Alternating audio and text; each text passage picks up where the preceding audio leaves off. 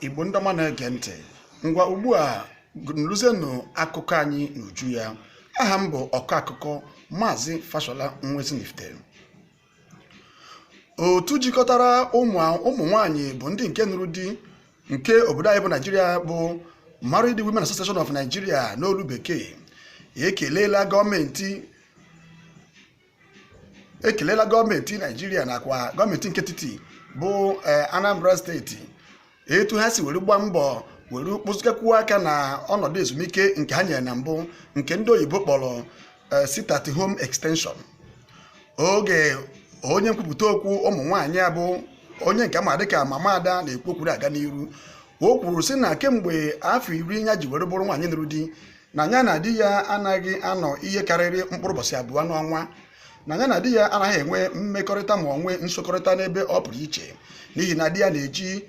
esikusi dị iche iche dịka na ya na-eje ọrụ, na ya na-eje awọchị bọọlụ, na ya na-ejekwa nzukọ ụmụnna nakwa nke ndị nze oge ọbụla ọ chọrọ ka ha nọrọ ya. Mana kemgbe a etiri iwu na ọ bụ iwu na onye ọbụla ga-anọ n'ụlọ, na ya na di ya bụ Papa Ada na-anọzi n'ụlọ ụtụtụ, ehihie nakwa abalị. Oge ọ na-egosipụta obiọma ya ma na-enwe aṅụrị na-aga n'iru ka o kelere onye ọchịọra steeti ya bụ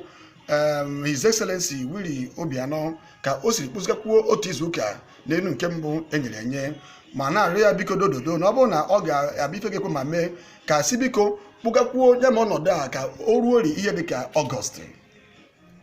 Oge ọ na-ekwupụta abamuru dị na ịnọ n'ụlọ a nke iwu gọọmenti nyere, o kwuru na di ya abụrụgharị onye mere mgbanwe site naanị izuụka na abụọ ọ nọgọ n'ụlọ, n'ihi na kemgbe a di ya na-anọzi n'ụlọ ọ bụzi onye na-aga ozi n'ụlọ, ọ na-asa efere, ọ na-esi nri, sụọ akwa ụmụaka, kpaa nkụ ma rụkwa ọrụ ezinụlọ n'elu akwa dịka o siri kwesị. Ndị be anyị, n'ebe a ka anyị ga-achịkọtara unu akụkọ ụwa nke ụtụtụ a. Unu ga-anụnwekwa ya ọzọ n'uhuruchi ma ọ bụrụ na o jiri ọkara gata elekere 8 nke abalị. Aka m kwa nwanne unu nwoke Maazị Fashola Nwezinifte, ikorobịa ọma ọfụrụ okwu ju nni, ekene m ụnụ.